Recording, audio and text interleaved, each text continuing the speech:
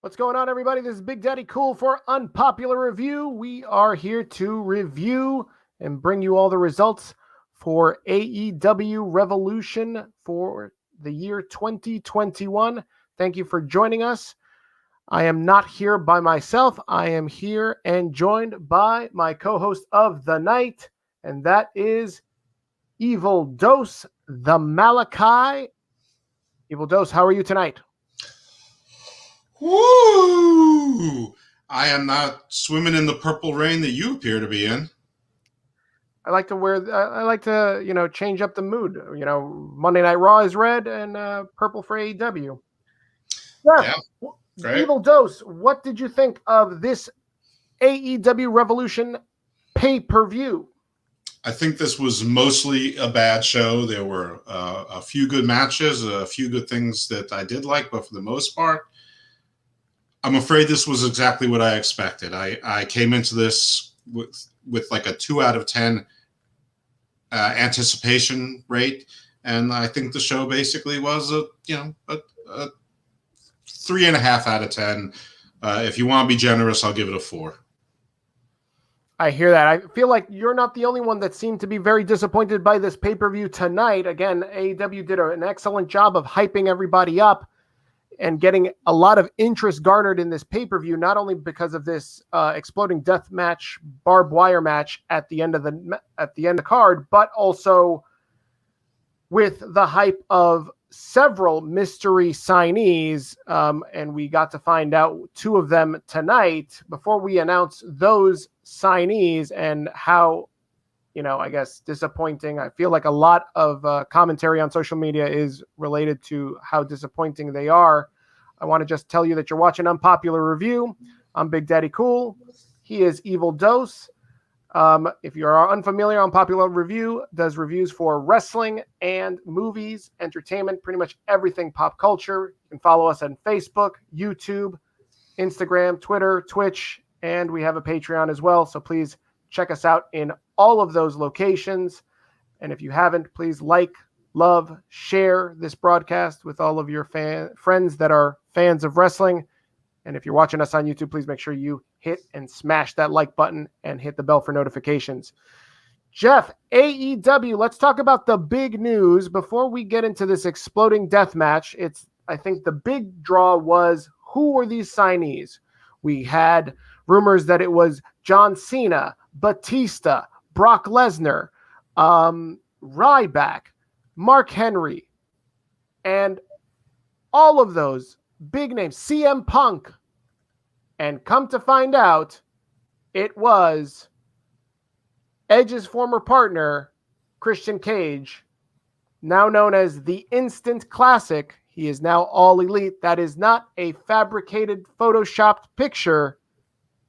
That is from AEW's website itself. Christian Cage is now AEW. He was the big name. Was this a disappointment, or did this meet expectations? Whose? I will have to say, for the world at large, I think this has to be considered a disappointment, especially since he was at the Royal Rumble a couple months ago. So everyone knew he was already cleared to wrestle and was negotiating with WWE. Most of us, including myself until a couple days ago, thought he was signed with WWE as a part-time wrestler. It was all but made official. Then the reports came out, no, he had a contract with Fox, and then it came out that his negotiations with WWE fell through, but everyone knew that he could wrestle, wanted to. I guess the money couldn't be agreed upon, so it was a Hall of Fame worthy career, someone under 50, somebody not facing felony charges. So our suspects were kind of down. You had people going, well, what Hall of Fame? It could be a different Hall of Fame. What if it's the regular Wrestling Hall of Fame? First of all, how many young people are in the regular Wrestling Hall of Fame versus the WWE Hall of Fame? I mean, but yeah, as far as my expectations, this is exactly who I expected. Not initially, not right away, but once I learned that he wasn't signed to WWE, it was pretty obvious. This was the pick. The other question that I have for you, Jeff, is, do you think, before we get into the overall fan reaction on social media, is this an upgrade or a downgrade for Christian career-wise? I think it's the same grade. I mean, he wasn't going to do anything anywhere. Maybe him and Edge would have either a feud or a run as tag team champions. I mean, listen, if there is a spiritual forefather of AEW, it's got to be Christian Cage. I mean, the undersized wrestler that, you know, sort of could cut a promo, but not really, and was always in the shadow of his, you know, bigger friend. I mean, if that's not AEW in a metaphor, I don't know what is. I don't think it matters. I mean, I think he probably would have, you know, had been with Edge and always been paired with Edge and always be compared to Edge in WWE. And I think he's always going to be Edge light in AEW, just like he was Edge light when he was in TNA. Except he's 47 now, and so he can't really be the showstopper, you know, the star of the show. So I think he's going to be like Matt Hardy. He'll be on TV a whole lot more, but doing nothing important. I will say that I'm pleasantly surprised by social media with the reaction, since I guess it's already been almost an hour since he's been announced. And it seems like the majority of social media is responding in a disappointed fashion. I'm not going to say disapproving. There's a lot of people with a lot of hope, mostly AEW fans, saying, oh, he's a good worker. I saw the most ridiculous comment that I saw thus far was a guy saying, I can't wait to see him lock it up with the likes of Omega, Darby, Sting. Nobody wants to see that shit.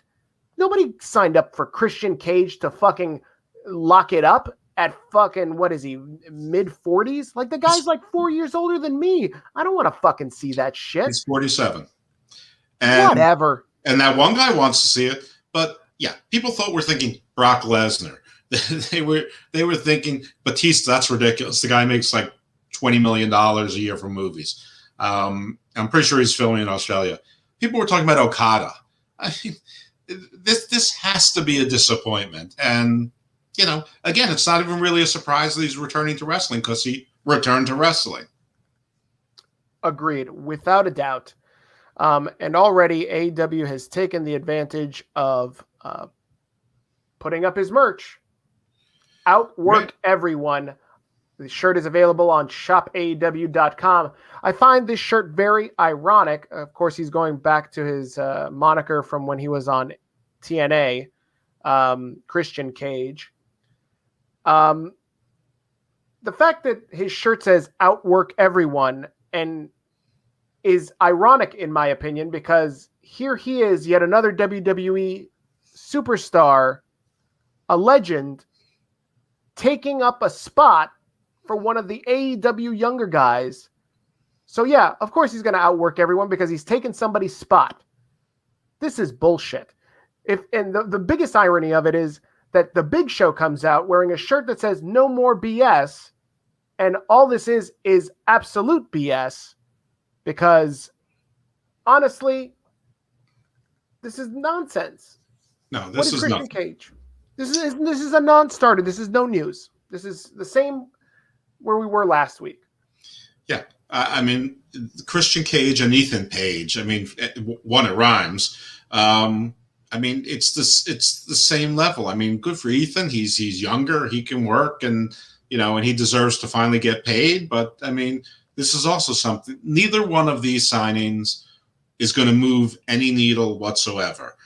And that was the fail. No matter what you think of who they signed, even if it was Kurt Angle, people would tune in to see what he can and can't do, at least for a little bit.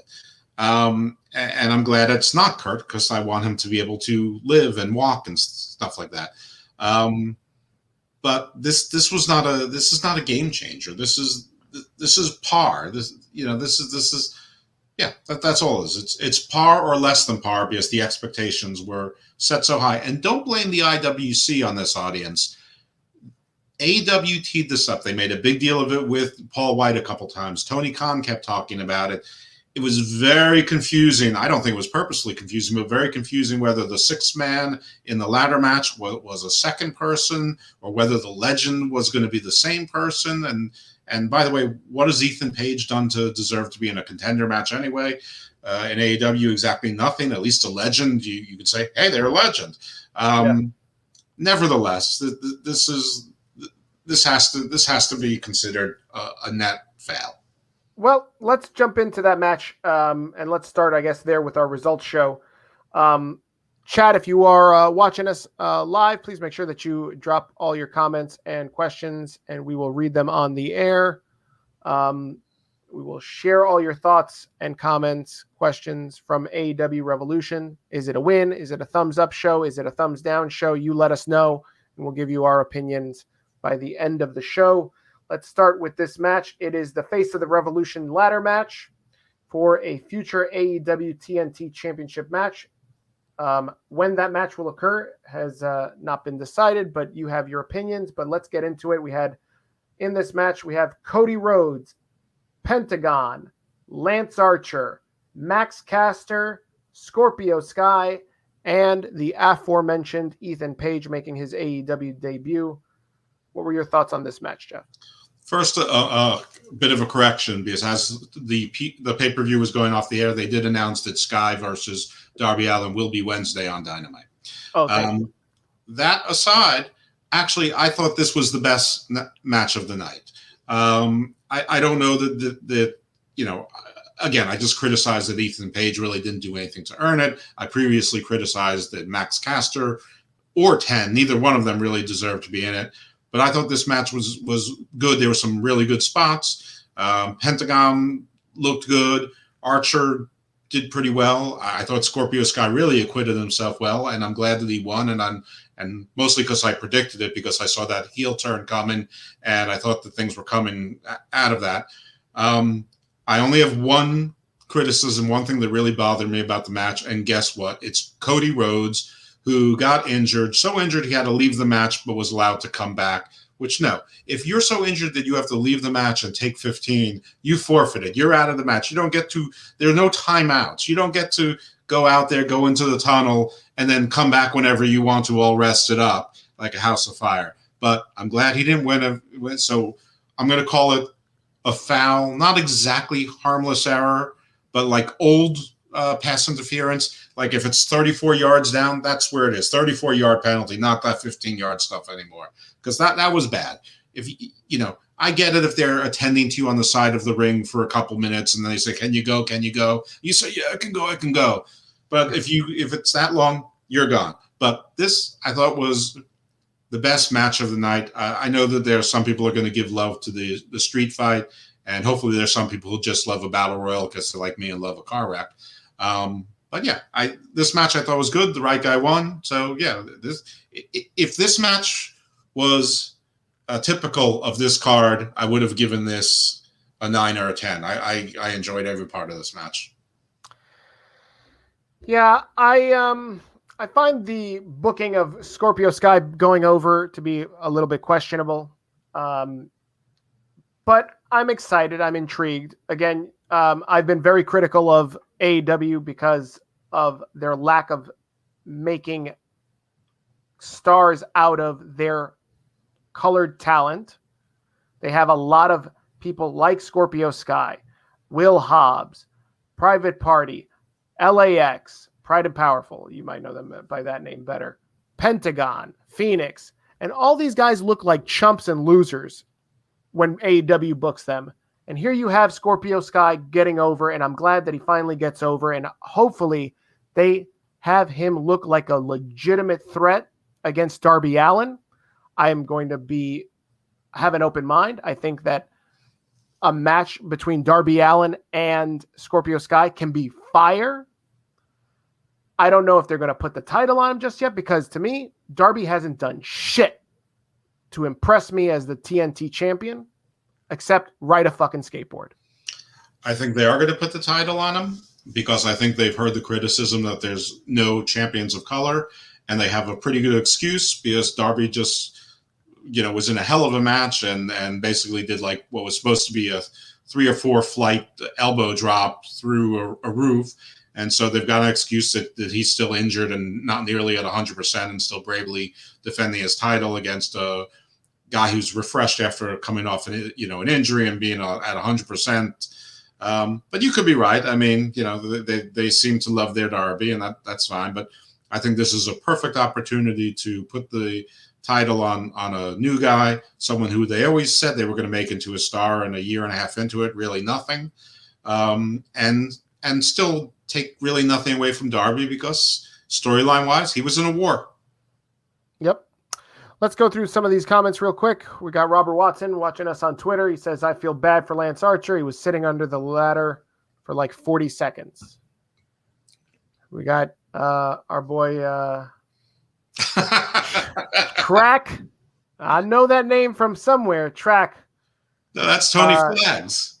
That's right. He wants you to put a shirt. Wait. I thought it was Track that can't be beat in the streets. I thought Tony was like the Clark Kent version. Who knows? I don't know. And then he's also questioning my criticism about color talent. Absolutely. Track, people of color. Yeah, you tell me, Track, where the AEW is pushing people of color that are not Japanese. He's not criticizing the thought. He's criticizing the term colored. I think you have to remind people that you're Colombian. No, he knows. You're basically Scarface. He knows. We get down. He knows. You get down. So we get down. We get down in the mean streets of Harlem that are apparently of Greenwich, Connecticut. Harlem is starting to look a lot like Greenwich, Connecticut. That's neither here nor there. Greenwich is jealous. Let's talk about, since we like talking about Darby Allin, let's go into that match. This was billed as the street fight between Team Taz, Brian Cage, and Ricky Starks, with Taz somewhere. I can't say in his corner because this was a cinematic match and took place in the streets, the mean streets, against Darby Allin and Sting. Jeff, what are your thoughts on this? Okay, let me start with the negative and get it out of the way. First, it's a street fight, and there's a ring in like, the top floor of some warehouse, which is just stupid. Street fights do not require a ring, nor do they help anything. Two, Ricky Starks is wearing a white tank top that never gets it all dirty, and they're fighting in a warehouse, even though he's crawling on the ground for a while. I mean, wrestlers recover from far worse in far less time, but not him. He crawls. And when he crawls, instead of helping his chums out, who are somehow losing 3-1 against Darby Allin, he crawls into the ring conveniently where he can get beaten. Okay, that's the negative. I will say this match was fun. I'm glad it was cinematic. There was one part where they obviously used a stunt double for Sting, but good, they should have. And the cutaway, it wasn't obnoxious. It wasn't terrible. It wasn't like 1970 Star Trek where Captain Kirk all of a sudden is I don't know, a small redheaded person. No, I thought this was fun. I mean, but of course, I mean, Will Hobbs has to run in with the orange mask only to pull it off. I mean, why? What do you need the mask for? Who are you surprising? It's a surprise attack with or without a mask. And then Hook comes in shirtless for apparently no reason. But hey, I guess I'm not wearing a full shirt either. So maybe Hook just wanted to one up me. Anyway, Team Taz again, 4-2 loses. Taz is a disaster. Nobody on earth thought that Team Taz was going to win. If they did, they're idiots. Nevertheless, it does not change anything. It is the conclusion we all expected, and hopefully by now you have all come on and agreed with me that #Fire Taz, a disaster. The Street Fighters lost in a street fight. What more needs to be said? I absolutely concur with your analysis, Evil Dose. I think that Taz is definitely fallen way far down and far away from the extreme tree. This man used to be feared by those in wrestling. He was the human suplex machine built up by Paul Heyman in ECW, and now he's a joke. He's a joke of a manager. The way that AEW again has booked him to be a complete joke to put over Darby Allin and Sting. It's ridiculous. These guys look like the Keystone Cops. They look like Tom getting one-upped by Jerry. It's ridiculous. Like, at least with WWE's 50-50 booking, it's 50-50. This is completely one-sided. And I'm all for enhancement talent getting washed, but Taz, Ricky Starks, who's supposedly the next Rock, Will Hobbs, who's built like a brick shithouse, Brian Cage as well. All these big dudes getting one-up by fucking Skateboard Pete and Gran Torino. This is ridiculous. Unreal. Yeah. I mean, what can I say? There's nothing left to be. Right. There's nothing left to talk about. This is exactly what we knew would happen. Absolutely. So yes, so you had Darby Allin and Sting go over here. Let's talk about the next match. Let's talk about Hangman Adam Page. I'm going out of order, but I'm just trying to hit the big money matches first, and then we're gonna talk about the lower card stuff. Let's talk about Hangman Adam Page and Big Money Matt Hardy. This was the big money match. The winner receives the loser's 2021 first quarter earnings. Wink, wink. At least that's what the storyline says. What do you think of this match? First of all, I want everyone to note the date. Right now, we've just turned into March 8th, so the first quarter ends in 3 weeks. So apparently they're going to go back and reverse the wages that have already been paid. It should have been the second quarter so that it could have made sense from a chronological standpoint. Plus, they could have had new matches with big money stipulations so that the winner could fully exploit it and the loser would feel like a big loser from it. What I think of this match, Matt Hardy really, is very limited in what he can do. This was sort of exactly what I thought it was going to be, except longer. We saw Private Party get involved. We saw the Dark Order come out, and this is, month 15 with a few hiatuses in between of the Dark Order flirting with Adam Page. And Adam Page, unlike even a few days ago, looked like he was fairly embracing it as opposed to only begrudgingly accepting it. So, whatever. Page had to win this match. If Hardy won it, the bad guy wins and Page becomes his butler or something like that. So that couldn't happen. So hopefully they'll do some decent comedy out of this with Matt Hardy not being so much big money anymore and Private Party really working for Page. And, every time they win, Page comes in and, says drinks are on them or something, put it on their tab. So that can be all right. But the match itself was nothing special. The ending was nothing special. More goofiness with the Dark Order. All I can say is at least -1 wasn't there. Sorry, folks. But this was, if it was 30 minutes, it was, 13 minutes too long. I agree. What did you think of, I believe there was a interaction somewhere in the middle of the match where it looked like Matt was concussed again or something like that, like took some severe head trauma. What do you think of that? I'm always surprised if he's not. I cannot imagine that his wife is happy with this choice. Girl on Cinema got this one right.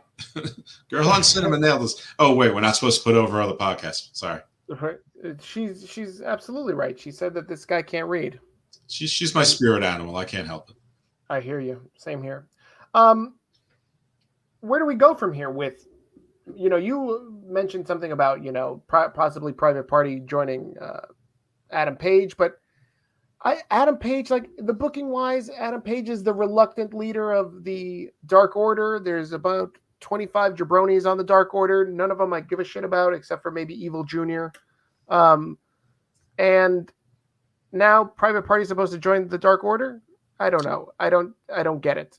I'm intrigued. I guess I'm intrigued, but not so much. I don't think that's necessarily where it's going. I just think that Private Party, some of their earnings go to their manager, Matt Hardy, which in turn go to Adam Page. So, maybe I could see them throwing matches. And I see a lot of 6-man matches with various members of the Dark Order against Private Party and Matt Hardy in various stages. I don't care. All of this is garbage. everyone's always telling me that Hangman Adam Page is going to be a breakout star, and I've been hearing this for years and years and years. I don't know if you've ever been to a Seder for Passover, but all of the prayers end with next year in Jerusalem. I feel like Adam Page is that. He's next year in Jerusalem.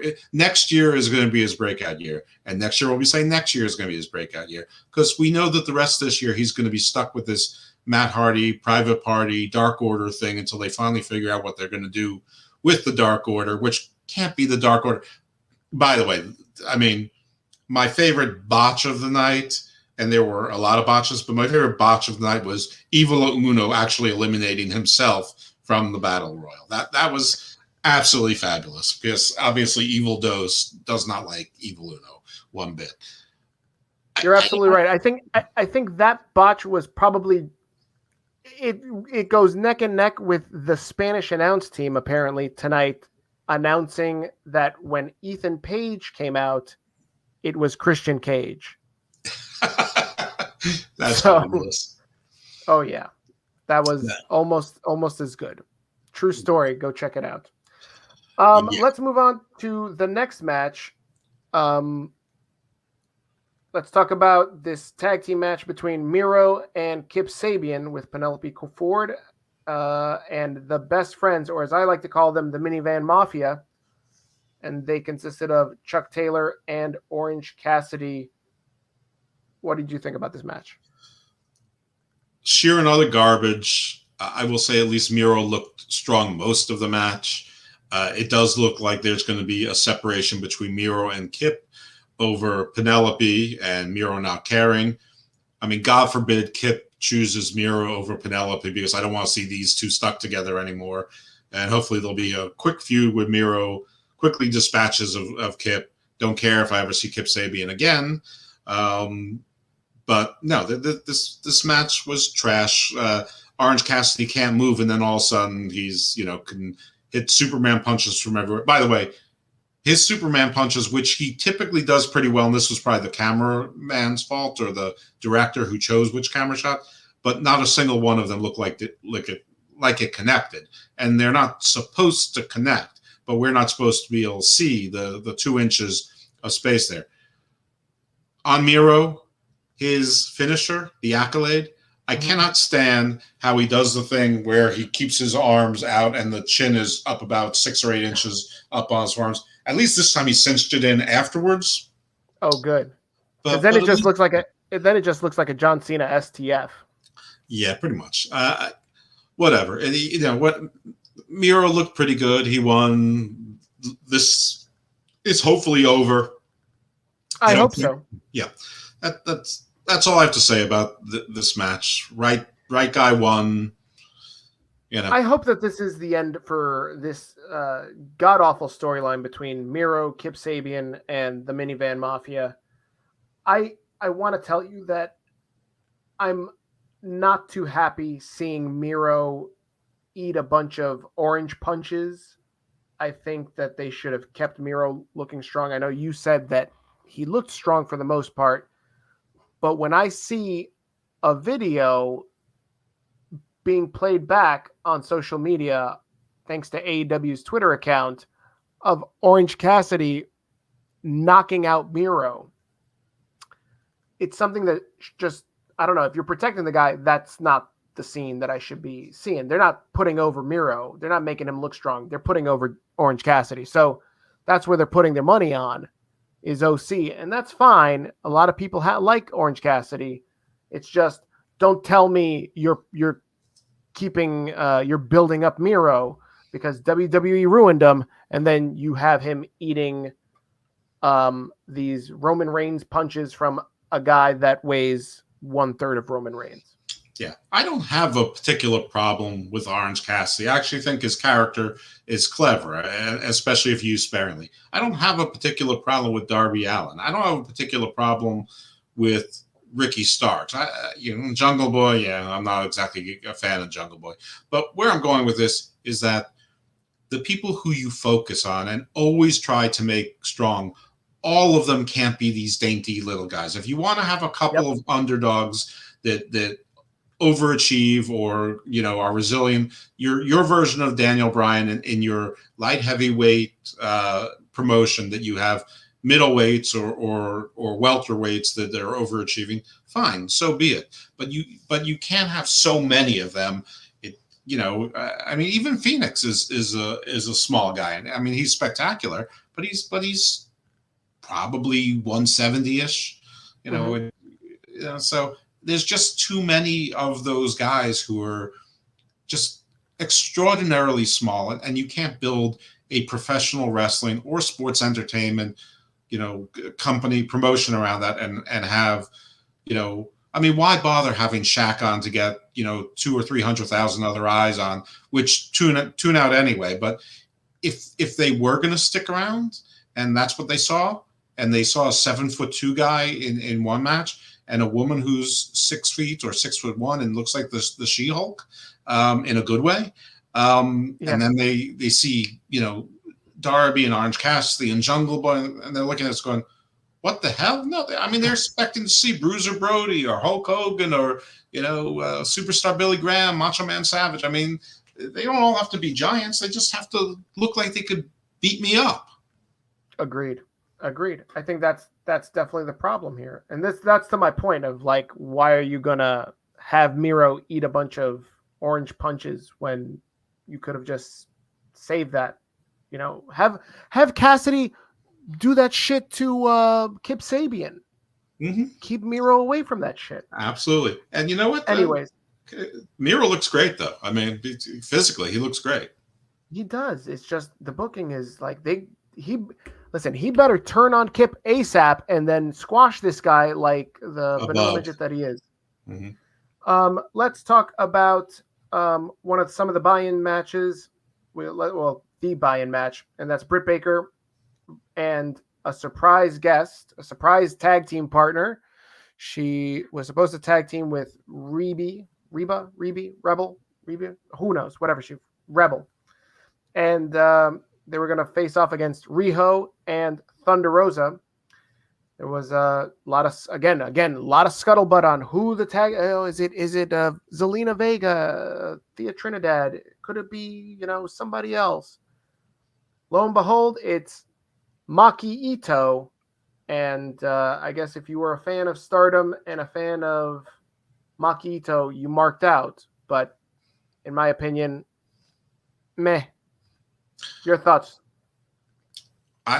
First of all, I don't understand the buy-in concept. What are they buying into? I mean, what happens if they win? Absolutely nothing. I mean, I think the first time they did it, and I could be wrong, there was at least some indication that if you bought in, you got a contract, or you got into the battle royal or something like that. I think if you won, you got into the casino battle royal. But these buy-in matches, you're not getting anything. It's just a pre-show match. I mean, fine, it's a different name, but buy-in means that you should be able to do something with it. What I think of the match? Nothing. I thought it was junk. Maki Ito. I'm not a big fan of Joshi wrestlers. People know that. But Maki Ito makes Riho look amazing. She also makes Riho look not so small. I think Britt Baker and Thunder Rosa did probably about as well as they can, but Thunder Rosa really didn't seem to be on her A game. I'm not sure if she didn't care. I don't know if maybe she's depressed about going back to NWA. I don't know if her AW dates are gonna start to peter out now that the NWA is going back on TV again. I have no idea. It wasn't anyone's best match. Reba, of course, wasn't actually hurt. Shocker. And then the end was just I don't know. It was just a cluster. But what I think, well, obviously not too much. But I think it was a pre-show. I think it was nice to have Britt and Maki go over here. I thought that it was a surprise to me because I thought they'd try to keep Thunder Rosa and Riho strong, especially after their lackluster matches in this women's eliminator tournament. But then again, Britt also was both Britt and Maki were eliminated early in the tournament as well. A lot of people felt that Britt should have gone over on Nyla, myself included. So maybe this is, them trying to do a favor for Britt, and we'll get into Britt in the next match that we cover, the women's title match, because that's not the last time that we saw her. This match was a shout out to the Simps. I know. Let's get to this comment. I see my boy Tony Flags is lighting us up. Jungle Boy looks like he could beat you in these mean streets, Jeff.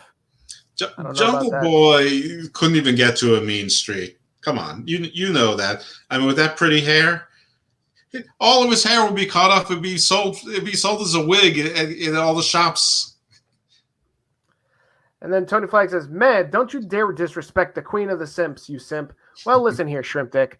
If you're a big fan of your women's wrestling to be, I don't know, women that weigh less than 100 pounds and have no melanin and dress up like Japanese schoolgirls and Sailor Moon, if that's your shit, then fine. By all means, fucking drop your pants and go to town. I don't give a fuck. But that's not my shit. And when I see Maki Ito in the fucking ring and Riho in the ring, I think it's a fucking joke. Didn't Mr. Flags tell us he had something to do after the show, and he's here pretty quickly? Mr. Flags, that is not your reputation, sir. Oh, he's apparently upset because all he can type is you. So, you. Maybe he's shaking his fist. Yeah, he's shaking his fist metaphorically at me. As he's cocking the gun to load up his next comment, let's move in and talk about this women's championship match, and that was Hakarushida versus Rio Mizunami. This is for the AEW women's title. As you know, Rio Mizunami won the women's eliminator tournament. I was very critical about this pick because nobody gave a shit unless you were familiar with their story in Stardom. I wasn't. I'm pretty sure a lot of people watching AEW didn't know about it either. And so why do I give a fuck about this match? And this match was more meh at best. The only thing that I liked about it was this interference by Nyla Rose, Brit Baker, Maki. Everybody came out to just stomp a mud hole into Shida because those three ladies, above all else, know that nobody gives a Shida about Shida. And so they took her to town. What I don't understand is little old Thunder Rosa comes running out, and you have three women, two of which just beat Thunder Rosa in a match earlier in the night. And Thunder Rosa runs to the ring by herself, and these three women decide, oh shit, I gotta get out of fucking Dodge because I'm gonna get my ass kicked by one Thunder Rosa. That's where they lost me. I'm sorry. That's where they lost you? All right, well, in reverse order, I remember not too long ago when Nyla Rose and Vicky were aligned with Jade Cargill and Diamante and Eva Lise in beating on people. That didn't get them very far. So now Nyla Rose is doing the bidding of Brit Baker and Maki Ito. Whatever. This is just going to be a 6-woman match for Dynamite. These women got a 2 or 3 week paid vacation to come to the United States. Kenny Omega should be fired as a booker because these decisions are awful. This, I have said all along, this Rio Mizunami is terrible. She is awful. There's no selling. There's no stories. I don't care what their backstory was. Nobody cares what their backstory was. And it was too late to tell it now for people to start caring about it. She's terrible. The only good part about this match is when she did those ridiculous chops and somebody goes, devastating chops. Well, not that devastating, but effective.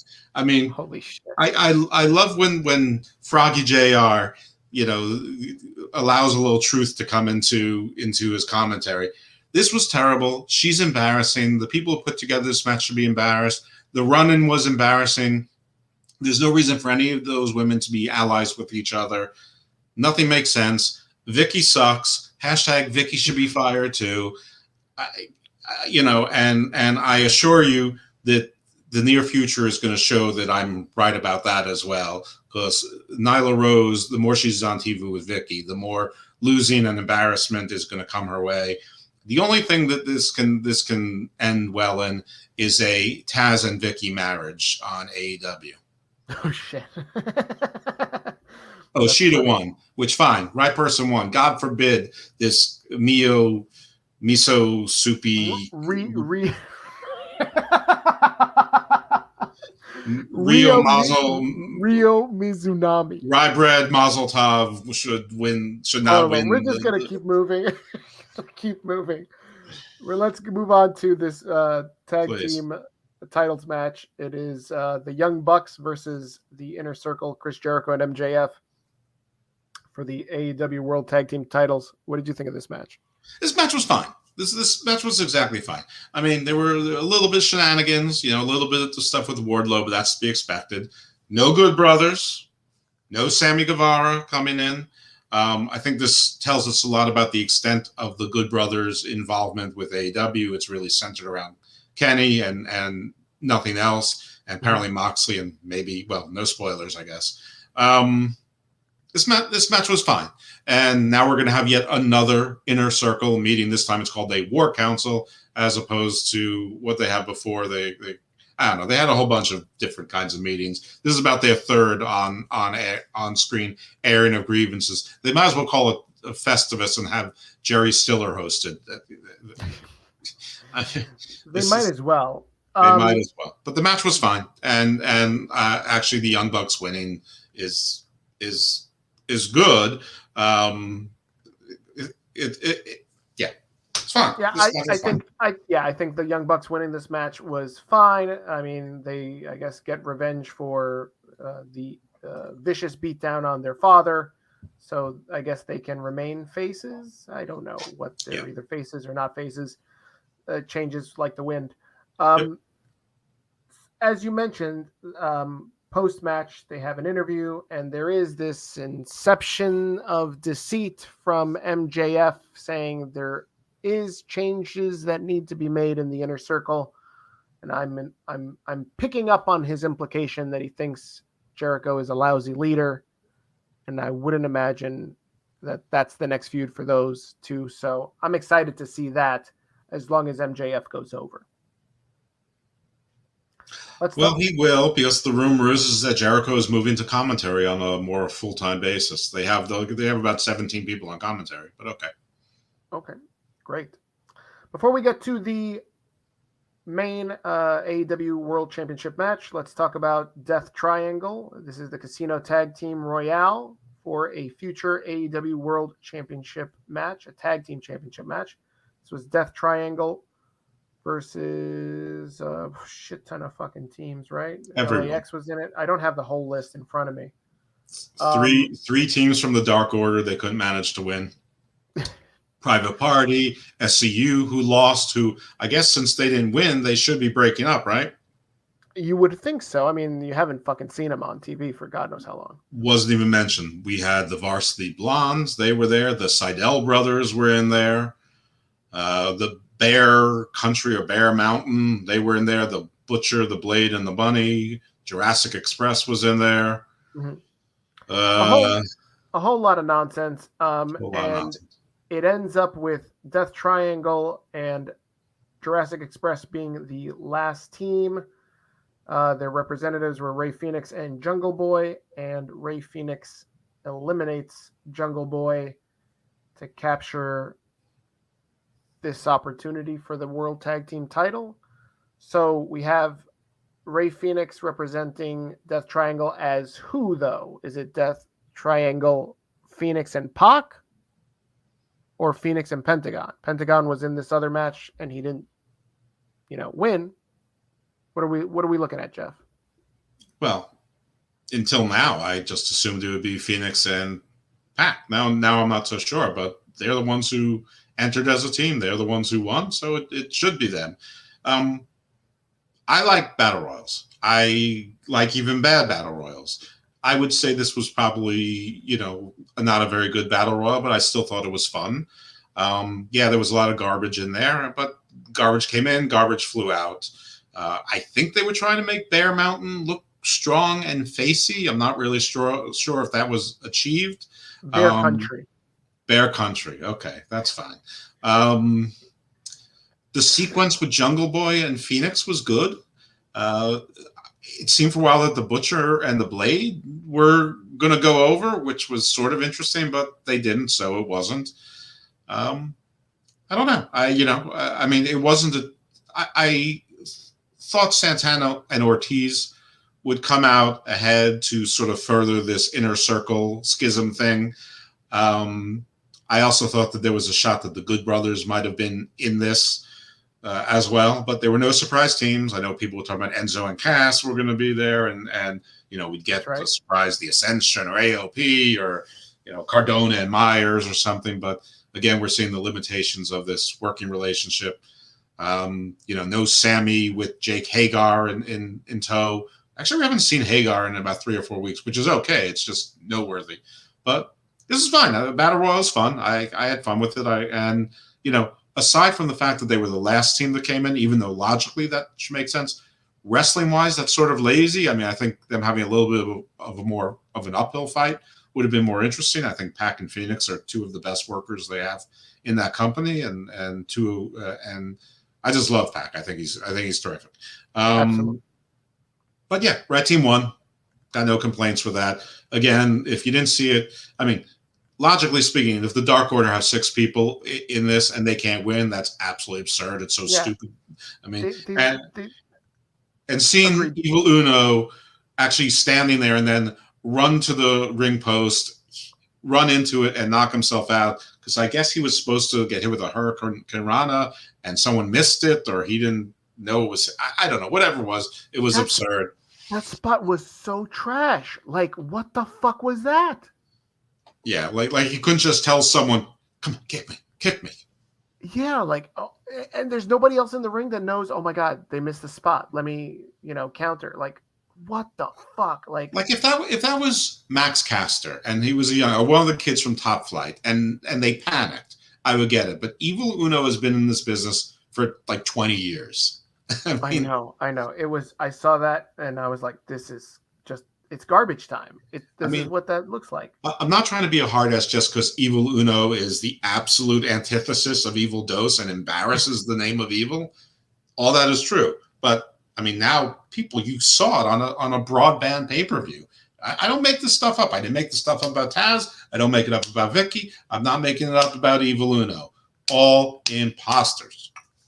Agreed. Let's talk about this exploding barbed wire death match for the AEW World Championship match. For the World AEW Championship.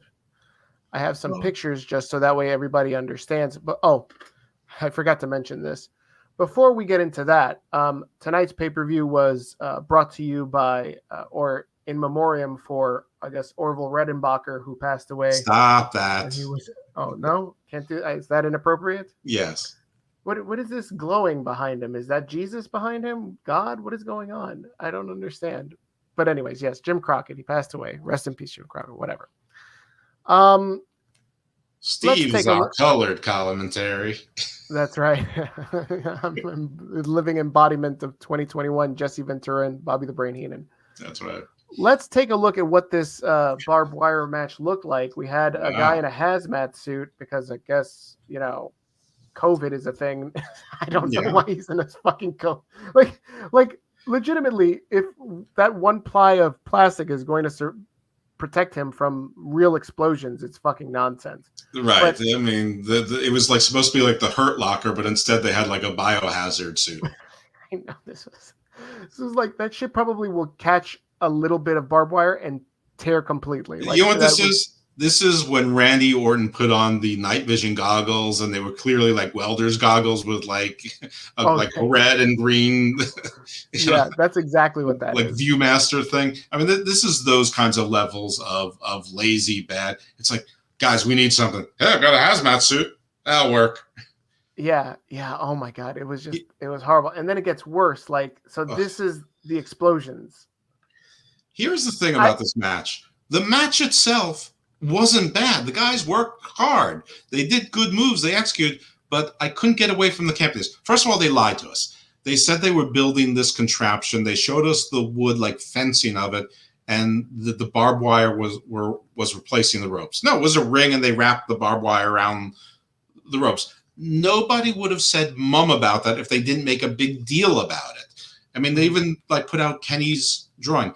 Now these explosions, they were ridiculous. They didn't even bother with like, you know, pellets or blood pellets to be on their back.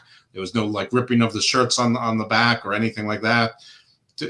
These explosions apparently were only going one direction because nobody in the audience or the timekeeper or the announcers or the doctor or anything like that. Well, we know it was fake barbed wire Elvis, but we're supposed to pretend. It was fake explosions too, but you know, you're supposed to pretend they're real. And when you pretend they're real, you can make the effort of the, you know, I mean, it was so bad that it didn't matter.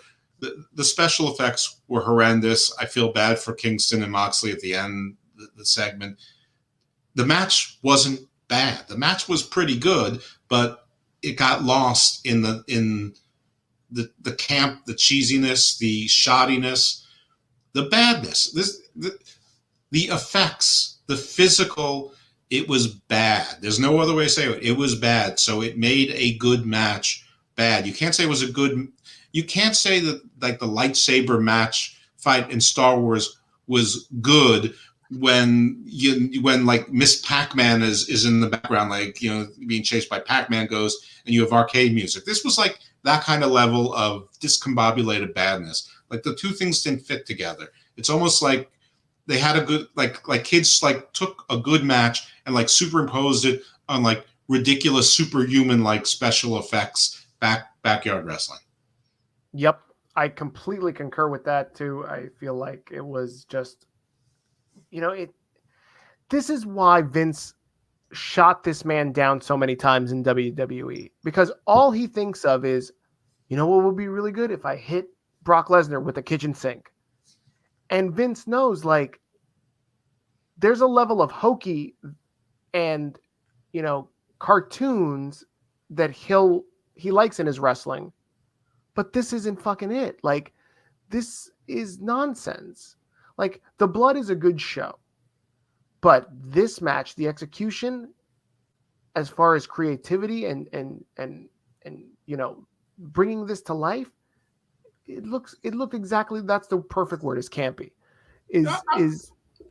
I resist the Vince wouldn't do this and they do. I don't care what Vince would do. I'm judging I mean, of course I can't judge anything in a vacuum because I have my body of experience, but I'm judging this on its own. And it was terrible. I don't care what Vince would or wouldn't do. I don't care what Scott D'Amore would or wouldn't do. I don't care what Joe Koff would or wouldn't do, or Billy Corgan or whatever. They chose to do this, and it was done really, really badly. They didn't even have enough smoke that you could cover up how badly it was done. But that's my point, Jeff, is like, this Vince was trying to protect him from dumb shit like this. Like, he looks like an imbecile being in this match. And, you know, all thoughts aside, like, I already think the guy's an imbecile, but this is ridiculous for both Kenny Omega and him. Like, they're in the middle of this match, and then this guy has no friends, Moxley. And then Eddie Kingston, who he was having this, I guess, blood feud in 2020, who supposedly Wrestling Observer claims to be voted the most threatening match of 2020. This now they're best friends. This is fucking ridiculous. It's fucking nonsense, is what it is. Well, but Archer's a heel again, so Kingston has to be a face again. I mean, no, this was dumb. But now I guess we're going to get Moxley and Kingston against the Good Brothers. Is that where we're going with this? Is that how the Good Brothers are going to keep getting, you know, 4-figure checks for one day's work a week instead of 4-figure checks for a whole month's worth of work? Yeah. I don't know. We're going to find out. I mean, they couldn't come out at any other time. They're only there for their boy Moxley. They rode in the ambulance with Papa Buck 2 weeks ago, but now they can only come out for Moxley. Okay. Whatever. Yep. This was dumb, and I feel bad for Kingston because he didn't write the storyline, but he put himself on the body, and the explosion was so stupid and so small and so subdued, and they've got to pretend they're dead. I mean, there's no shredding, there's no smear marks, there's no smudge marks, nothing. I mean, agreed. There's no shrapnel. There's no evidence of shrapnel, flashes, anything. Absolutely. Agree. Guys, you're watching Unpopular Review. We're wrapping up here. That was our AEW Revolution review show. If you like what we gave you, if you're entertained, if we got you a chuckle, please make sure you leave a like. Yeah. Heart it, subscribe on YouTube. I'm Big Daddy Cool. He's Evil Dose. Any final thoughts? No, man, I think this pay-per-view under-delivered. I'm already seeing people say how great it was. They're wrong. It wasn't. But I think in people's heart of hearts, most of them know. What do we got here? At this point, for many people that want to see Punk return to wrestling, he needs to build his own indie promotion. That guy has zero interest in returning. He doesn't have 100% complete control.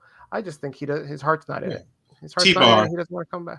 T-Bar, stick to Retribution. Second of all, Punk is not putting his own money into wrestling. Punk is going to get paid by other people. So make no mistake, he is not putting his money into an indie promotion. He doesn't want to be the champion of Gary, Indiana, and call it a world championship. Agreed. All right, guys. That's it. That's the show. Thanks for watching. Much appreciated. Have a good one night. Pleasure as always. Stay evil, my friends.